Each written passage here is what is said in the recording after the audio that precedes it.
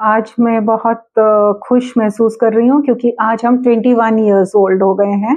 तो आज हमारा फाउंडेशन डे है और हमारी शुरुआत जीवन ज्योति के नाम से शुरू हुई थी। जीवन ज्योति एक 15 बेडेड हॉस्पिटल हमने बहुत स्टार्टिंग में इसी दिन 24 अगस्त 2003 को शुरू किया और ग्रेजुअली हम 2009 में फिर ये प्राइवेट लिमिटेड हुआ। हमारे डिपार्टमेंट्स भी बढ़े। इनिशियली हमने एक गायनी पीडियाट्रिक सॉर्ट ऑफ एक कॉम्बिनेशन की जच्चा बच्चा और विभाग के ऊपर ही फोकस था हमारा, और साथ में जो भी इसके साथ जुड़े हुए डिपार्टमेंट्स थे जैसे कि मेडिसिन डिपार्टमेंट, सर्जरी डिपार्टमेंट, ये थे। एक बेसिक हमारे पास ऑर्थोपेडिक्स था। तो ये एक अस्पताल को पूरा करने वाले gynae, paediatrics, surgery, medicine, ortho, ये सब हमारे डिपार्टमेंट्स इनिशियली थे। और फिर हमने इसमें और डॉक्टर्स को ऐड किया। अब हमारे जो दूसरे डिपार्टमेंट्स को ऐड किया, जैसे कि सुपर स्पेशलिटीज हमने ऐड की, सर्जरी, यूरोलॉजी, तो ये एक डिपार्टमेंट हुआ। फिर हमें कार्डियोलॉजी एक हमारे पास हमें लग रहा था कि कमी है, जिसका हमारा अगले महीने कार्डियोलॉजी डिपार्टमेंट भी शुरू हो जाएगा और कैथ लैब की सुविधा फिर हमारे पास हो जाएगी। तो हार्ट के जो पेशेंट्स के लिए हमारे को हमेशा लगता था कि शायद हमें पेशेंट को आगे भेजना पड़ रहा है या रेफर करना पड़ रहा है, और कार्डिक पेशेंट्स जो होते हैं जिनको हमें इमीडिएट एक्चुअली डील करना चाहिए, क्योंकि जितना उनके लिए समय हम वेस्ट करते हैं इधर उधर भेजने में, वो पेशेंट के लिए एक नुकसानदायक हो जाता है। तो बहुत ज़्यादा हमारा बहुत दिनों से फोकस था कि हमें इस डिपार्टमेंट को एस्टैब्लिश करना है, और वो हमारी आज ये मुझे बहुत खुशी हो रही है कि वो भी हमारा एक ये जो ड्रीम था वो पूरा हो जाएगा। इसके साथ साथ हमारे पास न्यूरो सर्जरी का एक बहुत बढ़िया डिपार्टमेंट है। हमारे डॉक्टर्स जो हैं एक्शन बालाजी से जुड़े हुए हैं, न्यूरो सर्जरी के डॉक्टर्स। डायलिसिस हमारे एकमात्र, मैं कहना चाहूँगी बहादुरगढ़ में हमारे पास 8 डायलिसिस मशीन्स हैं।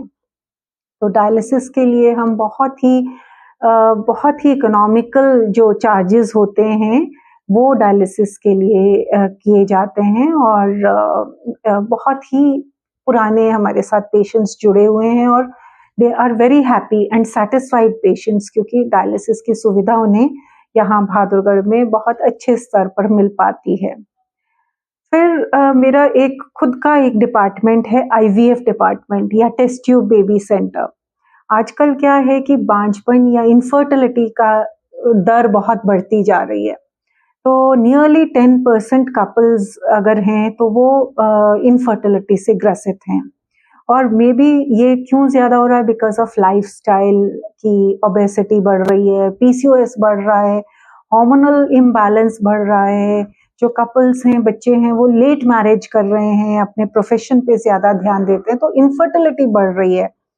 और हमारा जो आईवीएफ डिपार्टमेंट है, हमारा रूट्स आईवीएफ के नाम से प्रसिद्ध है हमारा आईवीएफ सेंटर, और हम बहुत ही इकोनॉमिकल रेट्स पे, क्योंकि आईवीएफ एक बहुत ही कॉस्टली प्रोसीजर है, और सक्सेस रेट्स इसके अगर हम कहें world wide success rates 30 to 40% हैं। तो इंटरनेशनल जो सक्सेस रेट्स हैं, हमारे सक्सेस रेट उससे मैच करते हैं। तो हम ये एक बहुत ही उपलब्धि है, और मैं हमेशा अपने डिपार्टमेंट को कोशिश करती हूँ कि मैं अपना लेटेस्ट गाइडलाइंस फॉलो करूँ, लेटेस्ट टेक्निक्स अप्लाई करूँ, और इसके लिए मैं conferences, seminars, online classes, online और टीचिंग जो भी हमारी फैकल्टीज़ हैं उनके साथ जुड़ी रहती हूँ। मैं खुद भी एक टीचिंग फैकल्टी मैं थ्रू आउट इंडिया जाती हूँ इन आईवीएफ। तो इसलिए मुझे ये लगता है कि मैं जो best to best updated knowledge है वो अपने बहादुरगढ़ के क्षेत्र को दूं, और अपनी महिलाओं को या उन इनफर्टाइल कपल्स को जो कि माँ बाप नहीं बन पा रहे हैं नेचुरली, तो हम उनको हेल्प करें। जरूरी नहीं इसमें कि हर एक को आईवीएफ की जरूरत हो। हाँ, कुछ बहुत सारे एटलीस्ट 70 to 80% सिर्फ मेडिसिन से या में भी एक सिंपलर प्रोसीजर होता है जिसको हम IUI कहते हैं। तो IUI द्वारा ही भी मातृत्व सुख प्राप्त करते हैं। 20 to 30% ऐसे कपल्स हैं जो फेल्ड IUI हैं या जो अनएक्सप्लेन्ड इनफर्टिलिटी है या जिनकी ट्यूब्स ब्लॉक हैं, उनको फिर हम IVF की ट्रीटमेंट ऑफर करते हैं। और IVF से भी बेटर ICSI एक है, इंट्रासाइटोप्लाज्मिक स्पर्म इंजेक्शन, जो हमारे पास है।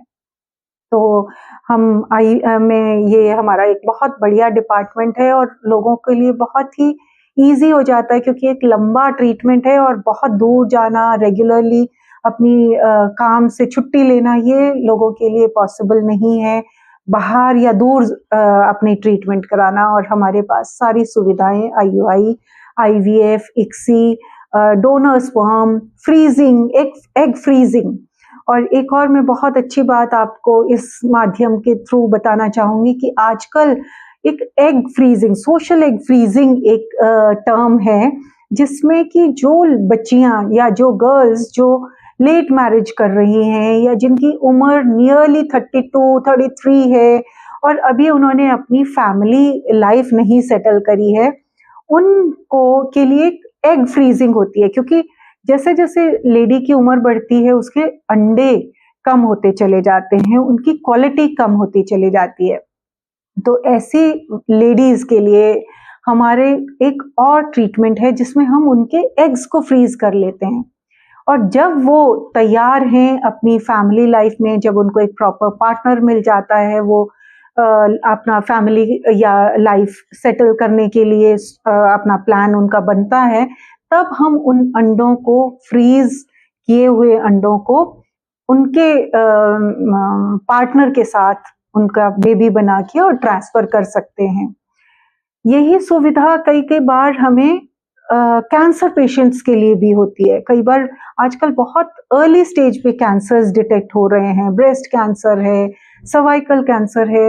एक तो हमारी इनकी जांचें बहुत जरूरी हैं, जो हम एक प्रिवेंटिव गायनेकोलॉजी में हम रेगुलरली करते हैं। हम pap smear, liquid based cytology, colposcopy, mammography, ये सारी चीजें जो हैं ये प्रिवेंटिव साइंस है हमारे कैंसर्स को बचाने के लिए, फीमेल गायनी कैंसर्स को। तो वो हम रेगुलरली अपने पेशेंट्स को, एक सर्वाइकल कैंसर वैक्सीन आती है जो बच्चियों को 13 इयर्स एंड अबव उनको ले लेनी चाहिए, जिससे कि आगे सर्वाइकल कैंसर ना हो। तो ये सारी चीजें हम बहुत ज्यादा फोकस करते हैं। जो भी हमारे पेशेंट आते हैं या जो उनके साथ उनके अटेंडेंट आते हैं, उनको भी हम ये एक प्रिवेंटिव मेडिसिन या प्रिवेंटिव स्टेप्स जो आपकी एक लाइफस्टाइल को इम्प्रूव करने के लिए उस पर फोकस करते हैं।